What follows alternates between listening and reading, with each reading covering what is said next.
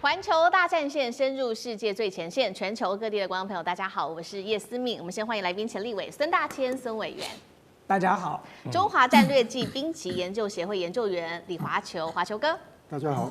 好，还有资深媒体人彭华干哥。思敏好，大家好。好，观众朋友，今天持续来关心在中日的这一场争议哦。钓鱼岛现在是战云密布了，中国大陆的海警机炮舰驱逐日船。等一下我们会持续的来关心，包括美国智库也开始做了一场新的兵推，等一下都会一起的来做关心。今天3个火线话题，我们会请来宾来帮我们特别做解答。第一个，我们来看到的是北京对日现在是实施最后的军事通牒了吗？最新消息，4艘的中国海警机炮舰已经长达3个小时的时间，持续的压制日本的船只。钓鱼岛现状是否已经被改写了？日本还会继续的挑衅下去吗？第二点来关心的是来自于美国智库这边做的一个兵推哦，有关于如果中国大陆侵台，那美日台如果一起加入战场的话，恐怕这边说会付出惨痛的代价。而另外一个数据也显示，就算今天日本是保持中立的态度，不介入战争当中，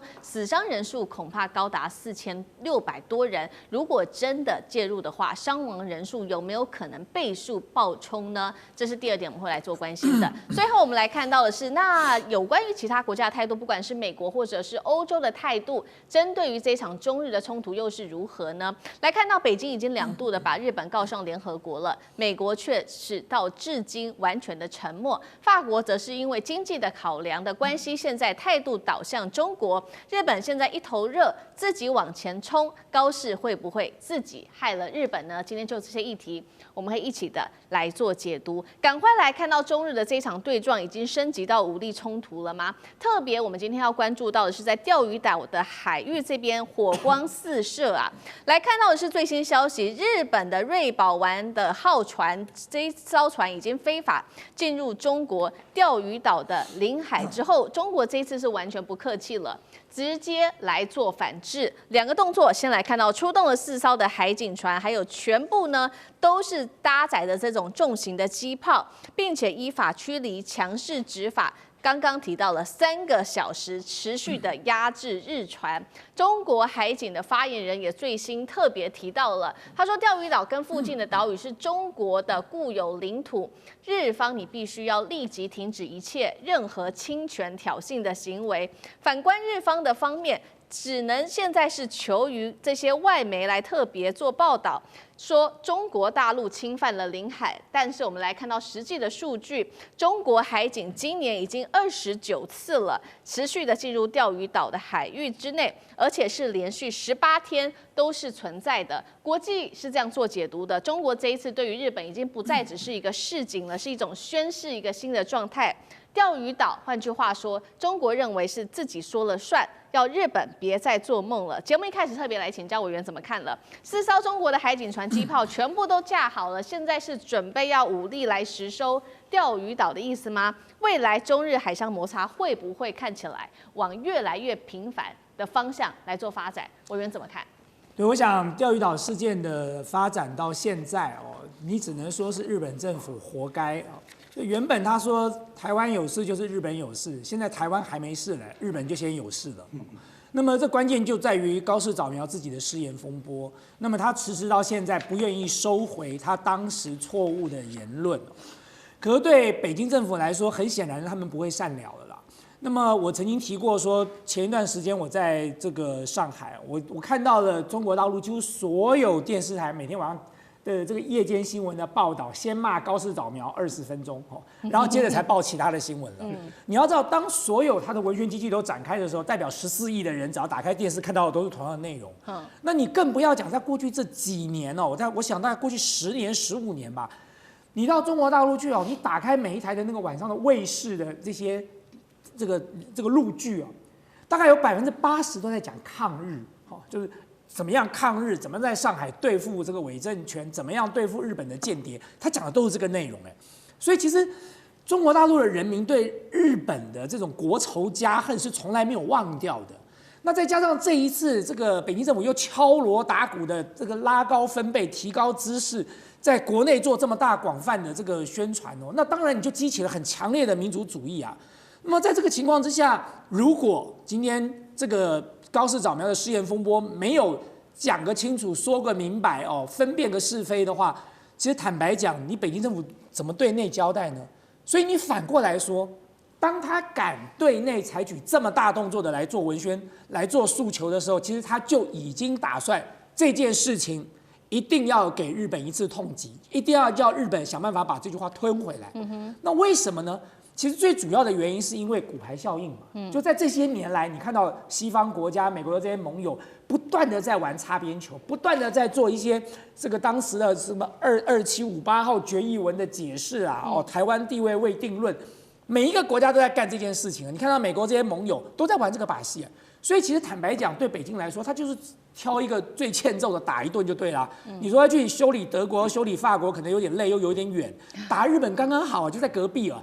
然后呢，这个打起来也是游刃有余哦。所以对北京来说，我觉得如果今天高市早苗不撤回他的错误发言的话，必然在这件事情上，北京是不会收手也不会善了的。那既然是如此，他要做什么呢？这就是北京政府厉害的地方了。他为什么挑钓鱼台？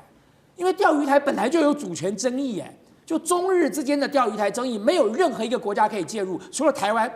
就钓鱼台本来就是这个中日台三方在争。那你说台湾跟中国，好歹在一个中国的架构下都是属于中国，所以你说这3组里头有2组是中国，所以对中国大陆对北京政府来讲，他现在去跟日本来谈一谈钓鱼台这件事情，他绝对在国际法上站得住脚。其他的国家想要介入也没有任何理由，没有任何的理由，因为这种主权之间的纷争，日本的北方三岛跟俄罗斯当时也有纷争啊，跟苏联都有所以这些这个相关的这些岛屿上的主权争议，其实在国际上，就算其他的国家想要介入，恐怕也很难。所以对北京政府来说，我认为在钓鱼台的主权这次的冲突上，他已经对日本做了极限施压了。这个极限施压就是说，你不收回这个言论，我就一步一步的进逼。你有种你就来打我，那我们到时候就看谁在这场冲突里头谁会吃大亏。那么他已经吃定了一个没有在美国背后帮他撑腰的日本，根本就是一颗马吉就是一颗软柿子。所以日本长期以来的狐假虎威，不就是因为仗着背后老大哥吗？可是北京政府在这个时刻已经跟川普打过招呼了，所以你会看到美国在这一次的这个发言其实是很谨慎的，而且很低调的。那么甚至川普在第一时间打给高市早苗，我也不认为他不会提这件事情。那你就要看高市早苗愿不愿意在这件事情上退让了嘛。所以我觉得对高市早苗来讲，他当然极有可能是利用美国。大家外表看起来说他是为了配合美国演这出戏嘛，可是我现在看起来他极有可能是为了利用美国，因为呢他想要修宪，他想要放弃这个无核3原则，可是他必须要找个借口，所以他要借这件事情来完成他所谓的这个日本极右翼的使命哦。可是当美国老大哥不买单哦，美国老大哥没打算自己涉入这趟浑水当中的时候，那你就要看日本政府自己怎么收摊了。好，所以我们看到在日本这种大动作持续之下，北京现在等于是说可以看得出来是下了最后的冲跌。如果真的北京最后不忍了，不幸的发生了军事冲突，我们也来看到，其实呢，美国智库也做了相关的兵推，这个是来自于 CSIS 的兵推，在2023年跟今年分别有2份的兵推结果。我们先来看第一份兵推是在2023年写下的。他说24次的模拟当中呢，美日台会有高达22次是成功可以击退中国大陆的，但是呢还是有一个问题，就是会付出惨烈的代价。那2025今年的兵推则是有26次的模拟，这边没有讲到说到底谁会赢哦。态度已经开始有一些不一样了，但是也有提到美日台仍然是要付出巨大的代价的，但是台湾得承受被封锁。兵推也直接点明了，如果今天日本在这个当中是选择中立，而且不介入这场战争当中，只是借美军基地给美军作战的话，也会有4662人阵亡，但是没有提到说，如果今天日本真正的介入在这场战争当中，这个死伤人数有没有可能倍增，这个是完全没有提的。我们就来看，如果真的发生的话，日本真的介入的话，会不会死伤人数是好几倍？我们从这个 CSIS 报告也特别来看，是不是有美化这个数字的可能性？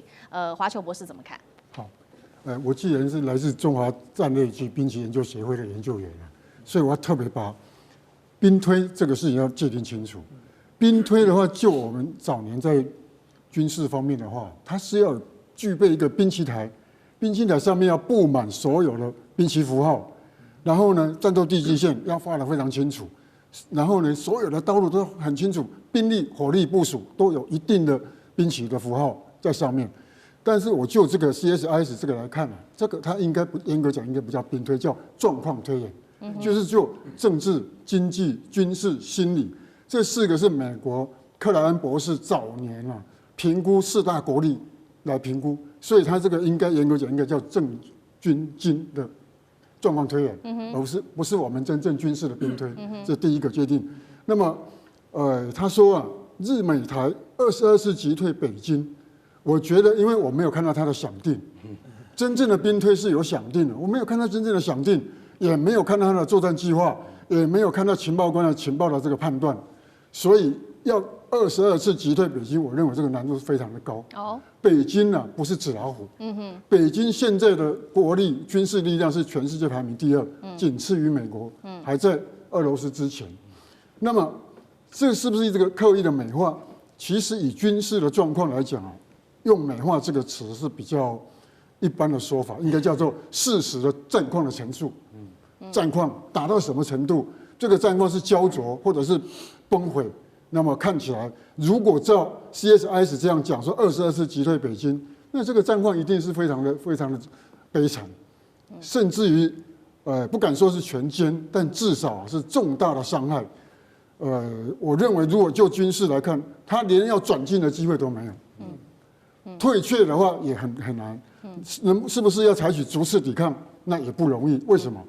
因为你既然是22次被击退，那么表示你的兵力火力受损的非常的严重，现场的作战指挥官应该没有能力继续指挥这个部队，而且呢，就这个状况判断，增援的部队来不及投入。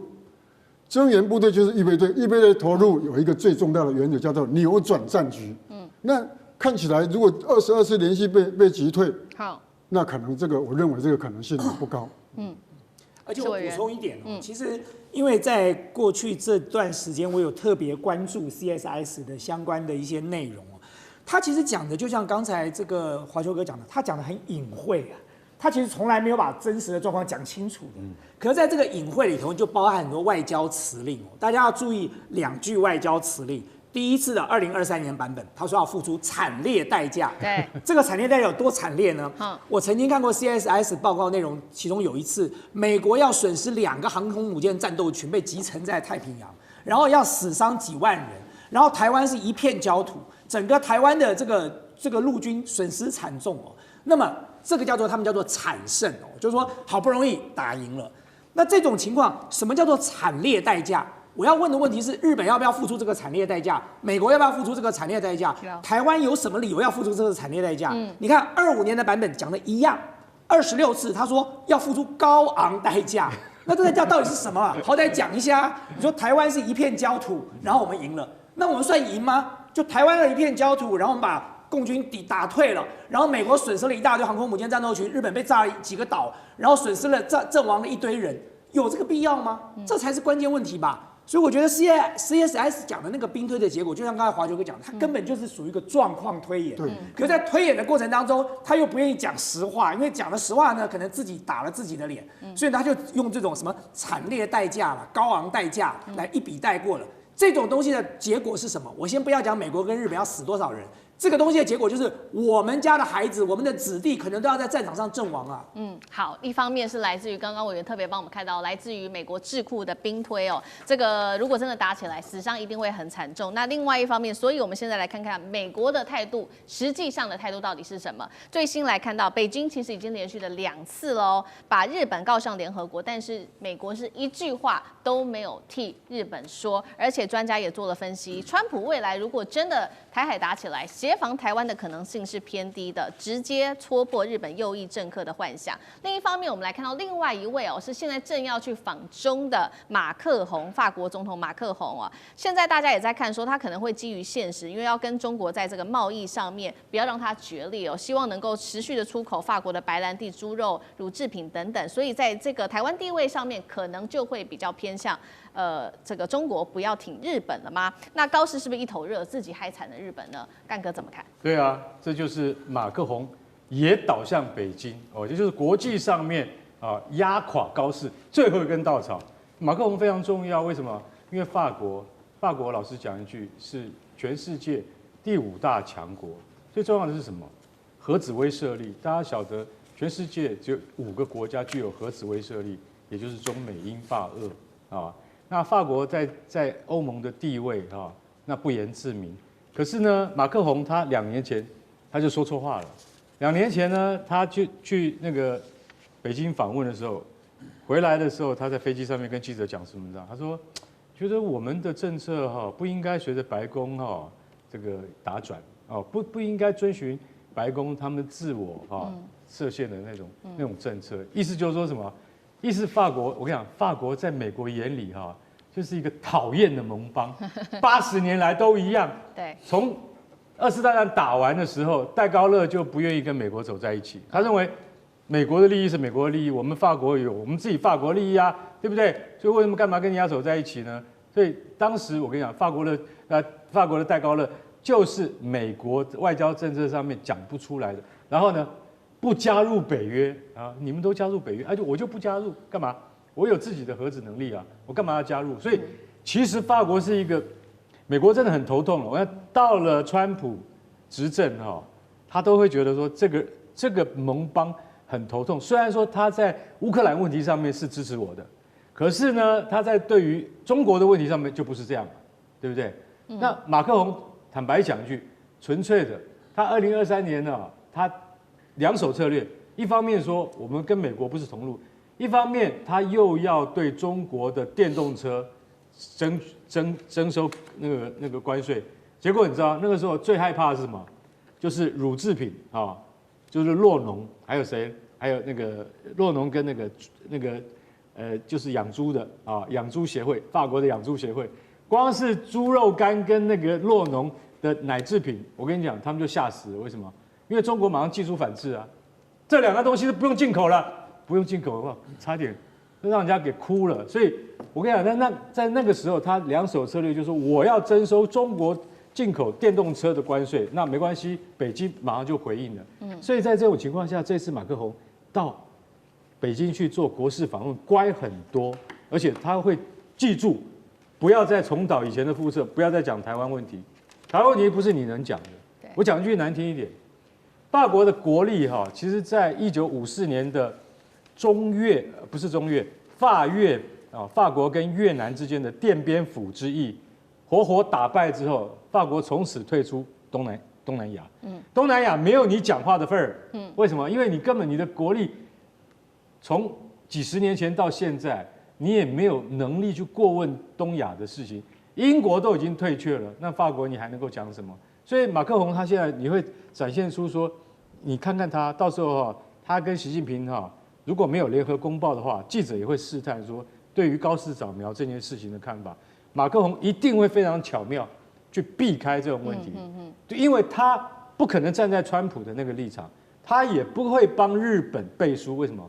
因为他觉得他要保护自己的利益才是最重要的。所以我认为高市早苗等到马克宏跟那个习近平他们的会谈结束返国之后，你就要知道说，各大国家你的主要的西欧盟邦都没有支持你的状况之下，高市早苗你是不是要再发一份比较正式的声明，向中国人民道歉？好，谢谢干哥，休息一下，马上回来。地缘政治、美中之争、战略价值、强权崛起、小国生存。现在与未来洞悉事件走向，掌握世界脉动，全球观点尽在环球大战线。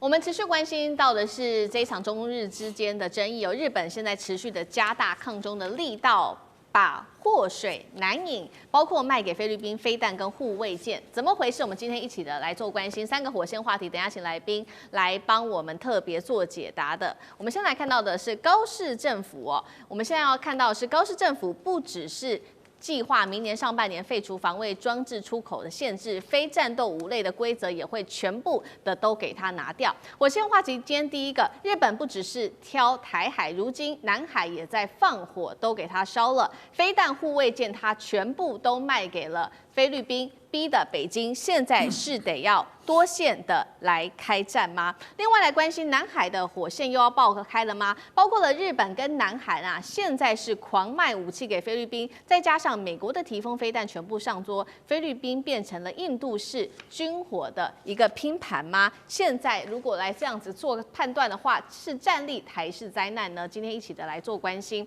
我们先来看到最新消息哦，日本它现在的动作已经不是完全的防卫了，而是在中国针对中国展开多线的开战。来自于最新消息是共同社的报道，最快呢，高市政府计划明年上半年它就会废除这种防卫的装备品了，出口仅现在非战斗类的五类的一个规则，它就会给它完全的给它废除掉。所以呢，它打算出口给菲律宾，一共是达到了3种的武器。今天我们来看到，先是第一个03式的中程防空飞弹，它有什么样的性能呢？可以拦截飞机以及巡弋飞弹，射程大约达到50公里。第二款武器，我们来看到是阿五维级的护卫舰，也是日本第一款的逆踪护卫舰，吨位3000吨，搭载包括了鱼叉飞弹等等的武装。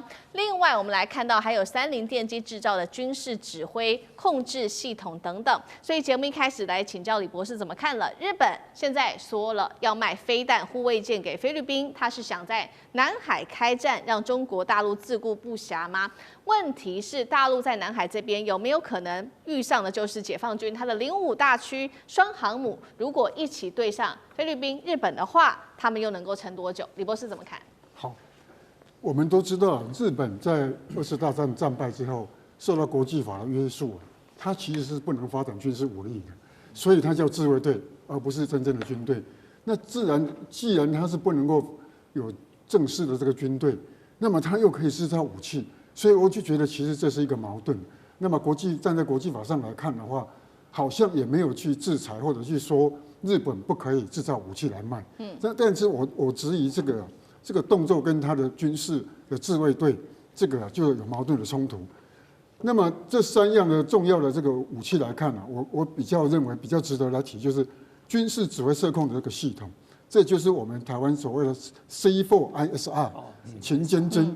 这个东西如果整套都能够做得很好，卖给菲律宾的话，当然对他来讲，他的一定程度的制空权、制海权会得到很大的进步。是，但是呢，能不能保证他在南海这个区域，他就能够给北京造成自顾不暇？我认为啊，以菲律宾的军事的能力，特别其实他海上的能力啊是薄弱的。菲律宾的兵力火力在全世界的这个军事的评估来讲啊，算是后半段的，它并不强。不会因为日本卖给他这3样重要的东西，他一下子就突然就好像吃了这个菠菜一样，就变得很厉害。所以我不认为啊，它可以让北京自顾不暇。倒是后面这个议题，我认为啊，它的这个山东舰、福建的这2个舰，我们都知道航空母舰它是船团，它不可能单舰出去非常的危险，它必须要有船团、护卫舰、驱逐舰，然后各种的这个舰队，同时呢，它还要具备它的这个装备、后勤补保的这个运输船，这些如果都不能够齐备的话，那么它的这个航母是不能形成战力。同时呢，双航母出去虽然战力强大，但双航母的指挥调度啊难度很高，因为航空母舰它的回转半径啊非常小，那么你如果适当的距离没有取好的话，它是2个舰是不同指挥官，不同指挥官的话，也就是说山东舰、福建舰这2个指挥官的阶级可能大概都是少将的这个指挥官。那既然2个都是少将的话，那谁听谁的？换句话说，这个航空母舰如果同时2舰出发，它应该会有一个更高阶的指挥官，同时指挥这两条这个航空母舰，然后呢，才能够让这2个航空母舰运行的非常的顺利。不过我认为啊，以中国大陆的这个航空母舰来讲啊，它的开始是瓦兰格号，是买自于乌克兰过去报废的这个航空母舰，那么然后再把它做成瓦良格号。几年前呢，它试营运之后，发现有许多的问题。其实啊，我对航空母舰来讲，我认为啊，瓦良格号严格讲应该是属于训练舰而已，还不到作战舰。但是大陆已经把它吹嘘的像作战舰一样。事实上，严格来讲，按照西方的严格来讲，瓦良格号还不是作战舰。山东、福建这个已经运作了，但是我认为还不是很成熟的这一个作战舰，还需要再做调整。那这2个舰如果同时指挥得宜的话，我认为菲律宾啊，即使获得日本这3个护卫舰、防空弹 C4ISR 的支援啊，也不是北京的对手。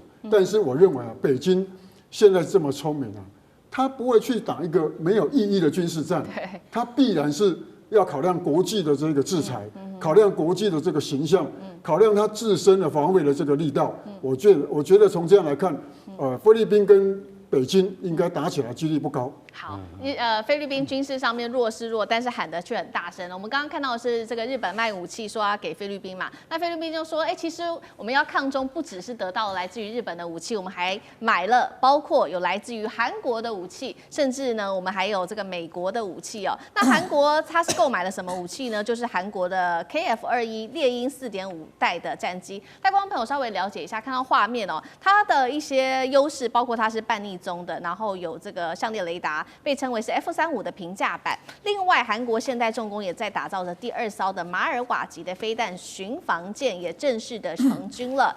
3200吨哦，可以反舰、反空、反潜等等。再加上早就已经部署在菲律宾的是来自于美国的提风系统。但是现在有一个问题，虽然很多的国家的武器都使用在菲律宾，但是是不是很像是印度它的万国杂牌，会不会出现这种军备互不相容的一个窘境？委员又怎么看？这当然很有可能啊，所以我们曾经在这个题目里头讨论过嘛，就说印度号称是全球兵力排名前几名，可是大家都笑它就是一个万国牌，反正什么牌子都通通买进来了。你不要看别的嘛，你就光看这个印巴之间的冲突，最后是谁占了上风？所以你就可以理解说，整个武器的相关的作战系统、相关的这个射控指挥。那么，如果你是用这种混合式的就杂牌军大家凑在一起，你是不是能够达到应该有的战力跟效果？这恐怕是一个很大的问号哦。但是你光看到日本要卖武器给菲律宾，你就知道为什么日本这么欠修理了。就是说，坦白讲，你今天有这种下场是你自己找回来的哦。就你讲错话也就算了，你还不时的想尽各种办法去联合菲律宾，然后来给北京政府造成麻烦。其实日本的这个盘算，其实当时他是为了要配合美国的势力撤出第一岛链，所以当时美国的军方有一个另外的构想，他说我们用倒三角战略，我们在第一岛链留下日本、南韩跟菲律宾，我们成为一个倒三角，把台湾卡在中间，然后面向中国大陆。这是美国当时军方所提出来的想法，那么日本完全是照单全收，然后加以执行。那么，但是我要讲的就是说，在这个过程当中大家一定要去关注是美国真的立场跟想法是什么。就是我要强调，就是说日本现在究竟是美国交代他做他才做，还是因为他看到美国有这个想法，他就利用了美国这个想法？事实上，他要做到的是他的军国主义重新复活。这才是我认为全世界都应该要高度关注的。就北京政府在高市早苗的失言风波过程当中，他向全世界的诉求，向联合国的诉求，他不是诉求台湾问题，他是诉求军国主义复活。因为现在眼看着日本的所作所为都是不断的扩大他在这个西太平洋地区的影响力了，这对曾经被侵略的国家来说，那这当然心中要有警觉哦。所以我觉得，如果日本持续要再做这种事情下去，那你当然中国大陆绝对不会放过他。那你说菲律宾呢？如果蠢到说自以为买了个日本跟南韩的这个装备就可以跟北京一战，就像刚刚华球哥讲的，那就只能够自取灭亡啊！就对菲律宾来讲，他没有这个实力的啦，更不要讲什么双航母了。北京不用派一艘航母来，这个问题就解决掉了。而且更重要一点是什么呢？我认为，如果北京要修理菲律宾，会用同样的方法，就是南海主权问题。就南海主权问题跟钓鱼台主权问题是一模一样的戏码。我就在主权问题上修理你，我在那里痛击你，全世界所有的国家都没有办法介入这件事啊。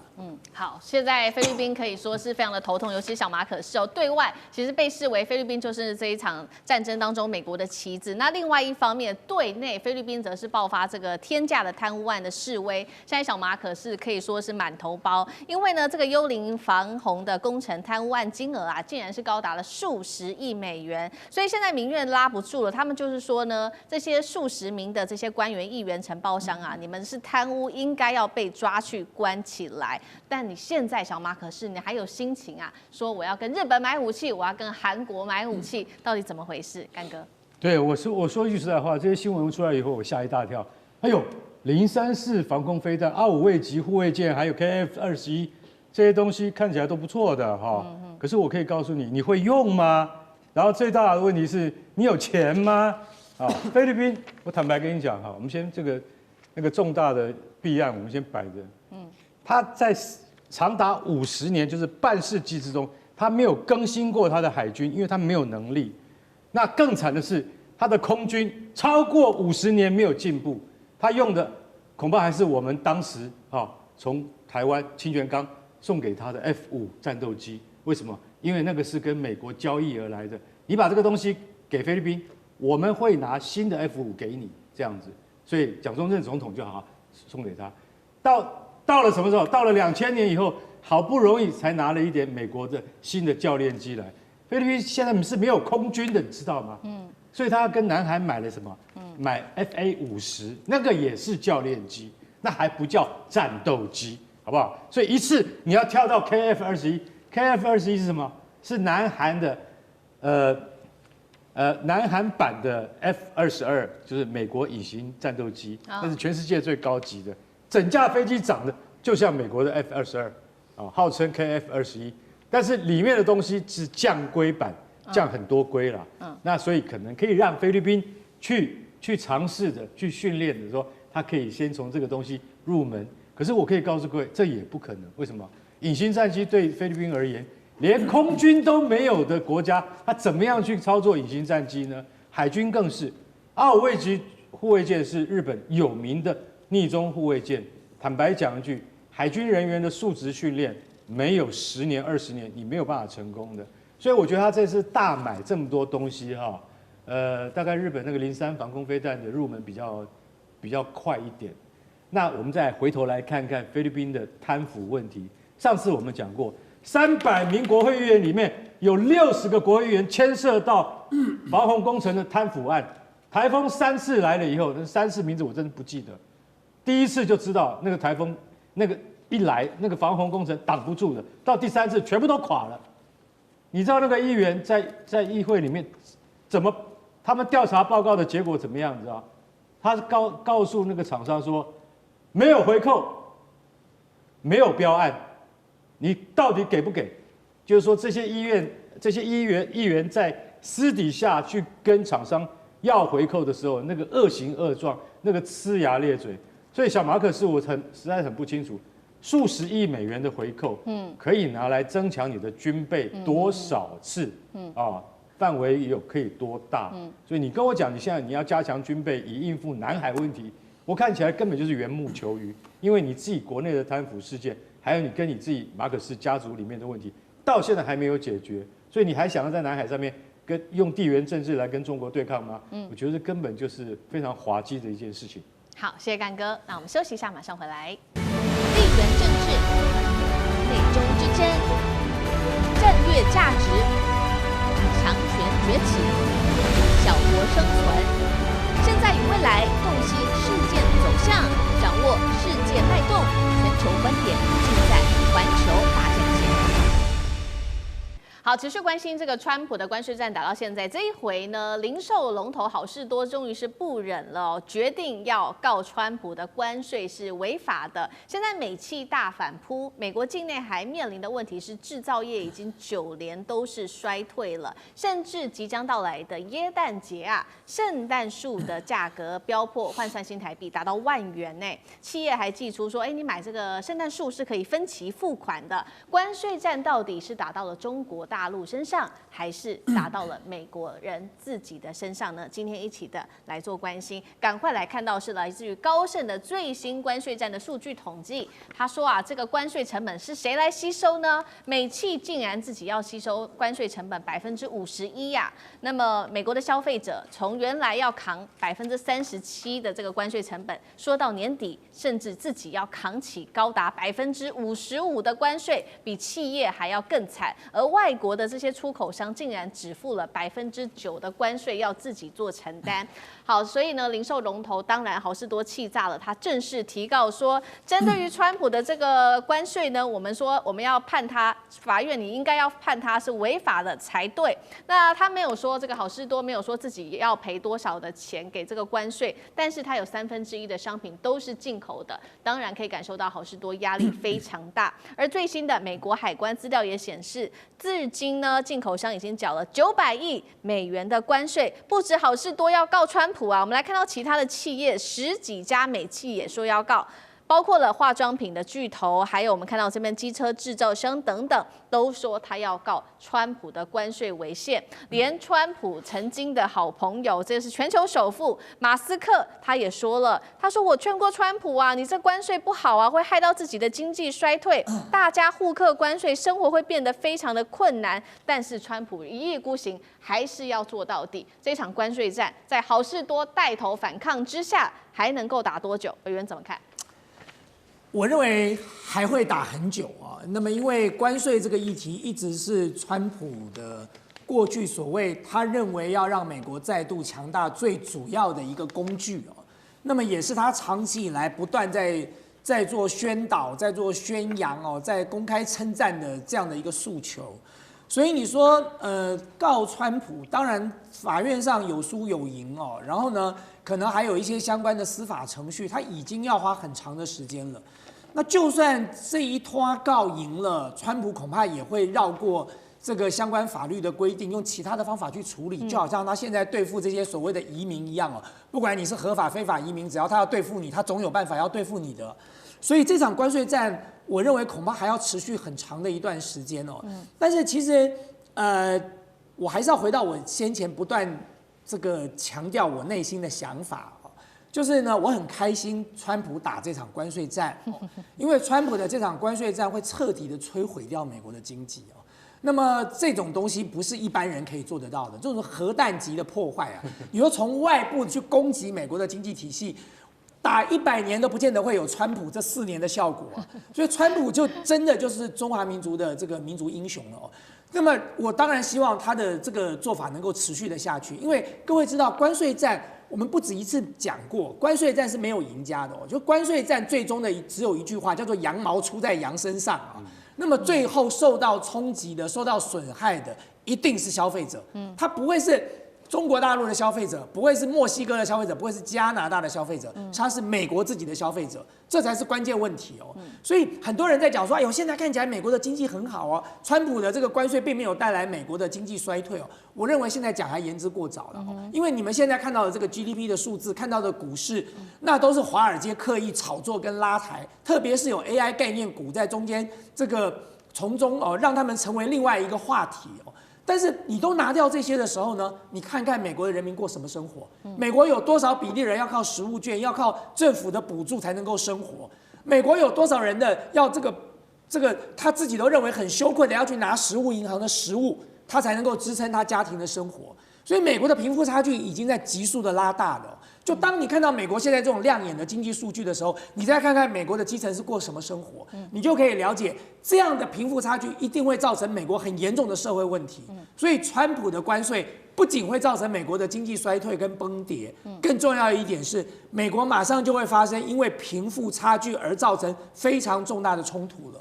是，确实哦，现在美国的股市可以说是跟经济完全脱钩啦。我们先来看到对于这个产业还有消费者持续到底有哪些影响。原本川普的关税战是要救美国的制造业，没有想到11月制造业持续萎缩，而且已经连续9个月都是衰退了。那制造业的业者就说啦，从4月关税实施之后，他们已经裁员，哇塞，5.9万人哎，原因就是因为这个成本增加了，所以企业只好说，裁员来削减支出。那对于消费者，刚刚也讲到，也有所影响，而且是影响非常大的。尤其现在眼看耶诞节要到了。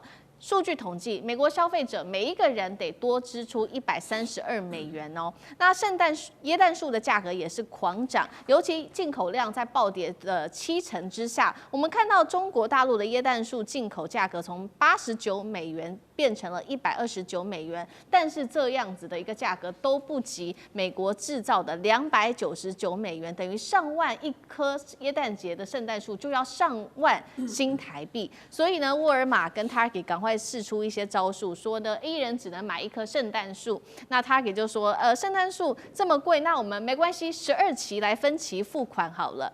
反倒是义乌我们看到它完全不受影响哦，它不断的出口它的耶诞节的这一些产品到拉美跟欧盟，上半年欧盟出口甚至暴增了104%。到底川普关税战是害到谁啊？美国网络上有一个笑话，说一个女郎哈，她说她生平买了最贵的一件衣服哈，叫做婚纱，这大家都能理解嘛，对不对？但她最近呢，因为美国关税战哈，她买了生平第2件最贵的衣服，叫一件风衣。风衣怎么会很贵呢？你知道为什么那风衣贵吗？那风衣本来的价值只有$490啊，大约1万多块嘛，对不对？可是要缴$250的税。他说活被这个关税剥削，他说他气得要死啊！为什么？你拜关税之士，拜你们川普的这个德政之士。他说他特别用老娘从来没有买过这么贵的风衣啊！他是又不是什么高级品牌，对不对？结果这件风衣总共要高达$750，2万2千块台币。他觉得他很不值得，可是你要不要穿呢？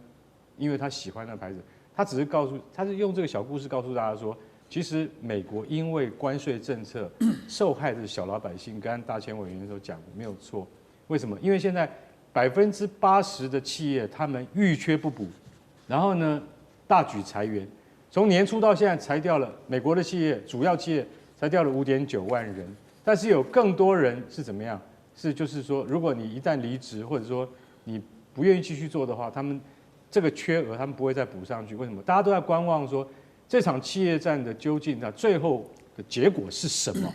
那 Costco 啊，老实讲一句，好事多他就是一直在忍，他从1月忍到现在啦。我跟你讲，他已经快忍不下去了。为什么？因为这家公司全球知名嘛，他实在受不了。他跟曼哈顿的贸易法庭啊提出，他说他控告川普政府。但是他现在最主要做的一件事情是什么？就是一定要让美国关税及边境管理局干嘛停下来说，我们这一期12月15号到期嘛，要付这个关税嘛，对不对？这一期可不可以先不要付，等到美国最高法院判下来之后，你们贸易法院再来判。现在的问题就卡在这边。大家会想说，都已经付那么多个月了，我告诉你，好事多已经付得很生气了，所以付到这个月到12月的时候，他就已经很想说，政府违法，你援引了1977年紧急权力及经济法案而征收这些税收，造成我们的成本大增。所以为什么？所以我们进口商的成本已经，今年到现在已经付了900亿了。那我 Costco 付了多少关税钱出去？秘密不能讲，上法院再讲。所以大家就晓得说，这个问题已经造成了美国国内很大的经济冲击。所以如果说 Costco 这个官司大家都在看，你知道为什么在看吗？包括化妆品大厂露华浓、横滨轮胎啊，还有川崎重工，他们都在看。还有我们最熟悉的雷朋眼镜、太阳眼镜有没有？它也受到很大的伤害，而且它有很多子公司，他们都在看。如果 Costco 打赢，他们也要跟进。所以大家就晓得说，川普其实在这一次的关税战争之中，他也许帮政府赚了钱，但不是帮美国的老百姓或企业赚钱，他一定会得到很大的反弹，而且这个反弹到了耶诞节之后还还会继续下去。在这样的反弹声浪之下，川普接下来会不会收回他的一些关税政策呢？那其实我们现在看到，一边是来自于美国自己内部的压力，但是川普好像还是很有时间管其他国家的事情。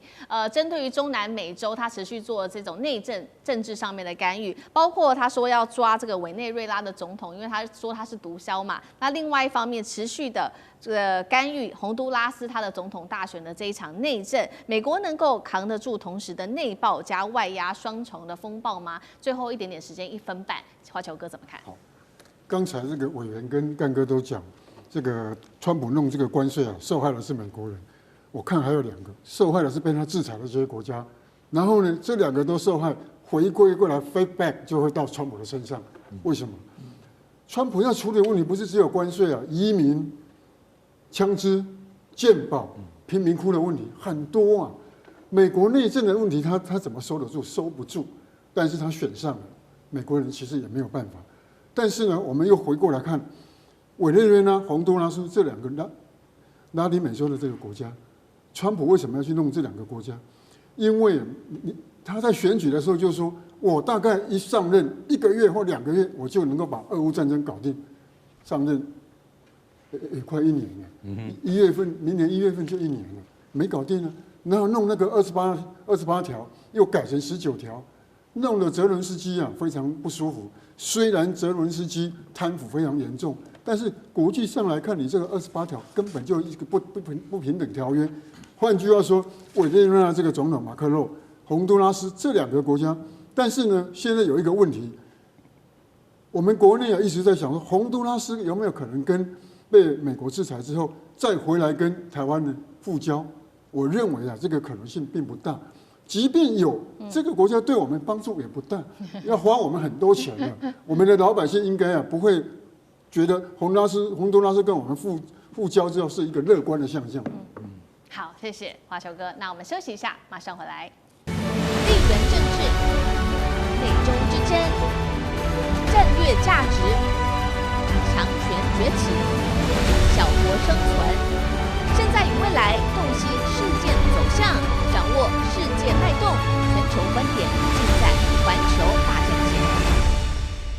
接下来在晶片站，我们来关心到是中国大陆的晶片有黑科技的突破。今天要来关心到的是大陆最新宣布的这一款叫做3D 混合的剑黑科技，那么竟然声称能让14奈米晶片效能媲美这个辉达的4奈米 GPU， 怎么回事？我们赶快来看到是中国大陆的半导体产业协会的副理事长，他这样说：14奈米的制程，再搭配上18奈米低润记忆体的人工智慧晶片，我们采用的技术是3D 混合键合技术，就能够实现这个有一点复杂，等一下请委员来帮我们解释哦。这个铜对铜超高密度连接，效能媲美辉达的4奈米的 GPU， 真的能做到吗？是用什么样子的原理？那他这边有特别提到是靠着记忆体贴在一起跑，就可以让延迟大幅下降，速度飙升。委员怎么看？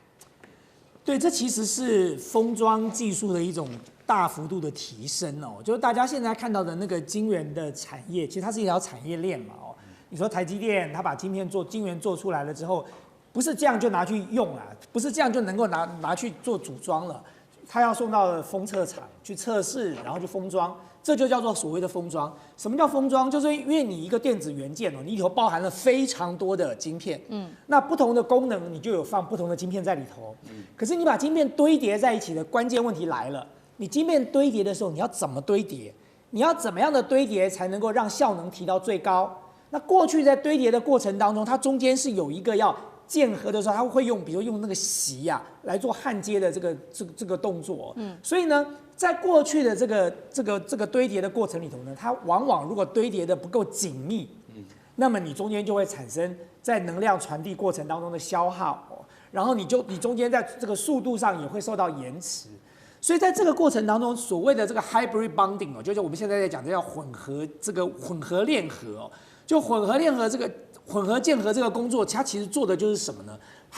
它可以跟你精密的做到，我晶片跟晶片在对接的时候呢，我铜对铜，然后呢，我非传导的地方对非传导的地方，所以呢，我在传递的过程当中，我晶片跟晶片之间的这个空隙可以压到最小，那我压到最小的时候呢，我传递的耗能就会降低，然后我的速度就会变快。是，所以现在我们看到中国大陆讲的这个所谓的黑科技，就是现在在封装的测试的行业里头，大家都在做的，就叫做我刚刚讲的叫做这个 hybrid bonding 哦，就是所谓的叫混合的这个链合哦，或者混合的键合。那么如果中国大陆真的能够做到这一点，那么当然。在封装技术上算是一个很大的突破。那他现在所提出来的说，他在很多的效能上能够大幅的提升，那这并不令人意外了。好，一方面我们刚刚看到是在晶片上面的这个黑科技突破，那另外我们也来看到是 AI 大模型上面也有突破。两个，一个是 DeepSeek 的 V3.2，那另外一个是它有一个 Special， 就是特殊款。我们先来看第一个，这个 DeepSeek 的 V3.2， 主攻的是推理跟日常任务。至于 Special 版，它就是听起来就是往这比较高性能的版本去发展。官方说了，这个性能甚至可以超过 GPT-5 跟 Gemini 3.0 Pro。那它厉害的地方是它有这个 DSA 稀疏注意力架构，简单来说就是可以大幅减轻 AI 处理长文件啊、复杂任务所需要的运算，而且成本直接砍70%。真的能做得到吗 ？DeepSeek 能够硬碰 GPT-5跟 Gemini 3 Pro 吗？干哥怎么看？好，我跟你讲哈，他就说那个 DeepSeek 它的那个 V3.2 Special 已经参加了国际数学奥林匹克竞赛，还有什么？还有那个国际大学生城市设计竞赛，你知道吗？他们就说它的模型表现哈，专家结果分析出它的表现可以从人类的学生，从第1到第10名里面，这个 Special 它已经拿到第2名跟第10名这2个名次了。也就是说，已经跟人脑在拼了。那其实我觉得这个贡献是非常强大的啦。最主要的原因就是说，它就是在长文里面，它找到一个方法。为什么？就是 DSA 它用很低的成本，它先扫描索引，它扫描索引之后，你知道我们在建立模型的时候，很多比如不管是 ChatGPT 或者是 OpenAI 也好，对不对？他们会整个去看啊，所以当然它模型会大嘛，但整个去看，然后慢慢再筛选。那你要泡一杯咖啡等它，对不对？我现在讲的是10几万字的那一种啊，就大型的仓库里面，你要用1杯咖啡的时间等它，或者你只要2秒钟，它就可以翻译出来。现在 DeepSeek V3.2 它就做到了，它就做到，他说不用，你可能只要转眼之间，它就可以帮你翻译出来。它用的方法很简单，就是把99%的废话给丢掉。但是你要怎么样知道那99%是废话？它只要那个1%，然后深度解读，那就是 DeepSeek 啊 V3.2 的 Special 版，它的功能跟实力。所以在传统模型，它处理部分的资料的时候，它花的时间是现在普遍模型所遭遇到的问题。那 DeepSeek V3.2 它到现在有这个2个版本，都慢慢的让这个开源，我就是开源，我真的是开源啊，我的词源都是 open 的，所以在这种情况下，它的解算能力越来越高，而且他说真的可以跟谁，就是跟谷歌被认为是最强的 Gemini 3.0 Pro 啊，对，这个是最强的。他说他有一天我会打败 Gemini 3.0 Pro， 有没有可能？我觉得梁文峰什么事情都干得出来。非常有可能。好，另外一方面是有没有可能再就是说成本还说可以降低70%，委员怎么看？对，我简单的帮大家科普一下，因为我在研究所教的就是人工智慧哦。那么我们在人工智慧里头最常听到的就是词源。什么叫做词源？我讲一句话，我想吃苹果，这句话电脑读进去的时候，它要先把这一句话分成不同的词源。我是一个词源，想是一个词源，吃是一个词源，苹果2个字是一个词源，句号再是一个词源。当你把词源分完之后，你要做的就是把它变成向量，所以叫做文字转向量。我们现在在讲的处理词源，为什么是一个重要的关键？就是你把词源分完之后，电脑不是读这些字哦，在电脑里头，我代表的是一个向量，这个向量可能有10万个数字。但是这一组向量进去，电脑读出来就知道，它这个就是我的意思。想吃苹果，它要这样读。那在它读的过程当中，对文字处理上最难的是什么？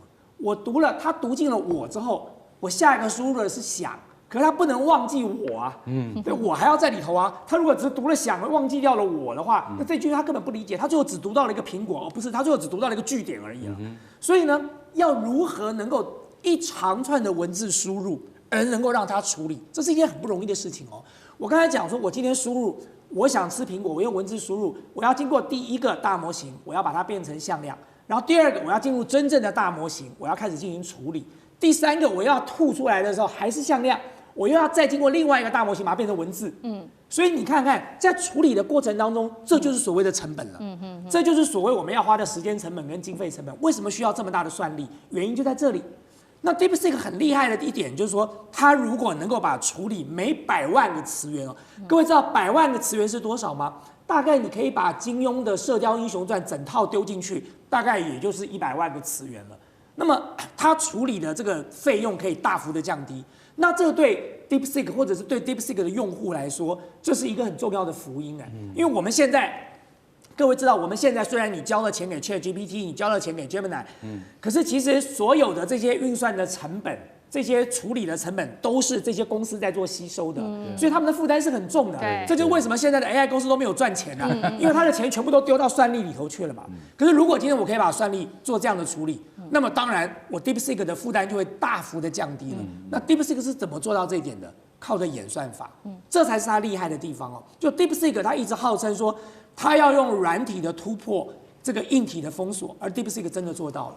好，我们刚刚看到的是 AI 的模型哦。那另外一方面呢 ，AI 的推理晶片，我们来看到它的供应量，未来可能会出现供不应求，也就是完全不需要用到辉达 H20晶片了。因为呢，现在数据显示，美国投行做的2025年底大陆 AI 的推理晶片供应量会是需求的4倍哦，会有供不应求的问题，一直到2030年。那这些缺口会由本土的企业、华为、寒武纪等晶片业者来补上。那么大陆的7奈米 AI 晶片的年产量到2030年，甚至预估会有爆炸级的成长，高达410万片。辉达执行长黄仁勋的噩梦真的来了吗？李博士怎么看？我看啊，川普推动这一个晶片，我把它叫做 Chip War， 晶片战争。那因为晶片战争，所以他在推广 Chip Marketing， 晶片的市场。那他这里特别讲到说，这是一个出口的管制，会不会失去意义？我认为啊，以美国这么大，然后科技这么进步，它不应该叫出口管制，它应该叫出口辅导。如果你把管制 control 这个改成辅导的话，这个晶片战争打不起来。黄仁勋也不会这么害怕。黄仁勋啊，一个礼拜我印象上个礼拜十几天，2个礼拜只会来台湾2趟。你看看这个可见有多严重。那我认为黄仁勋他不会得到市场噩梦，但他应该是非常担心川普的出。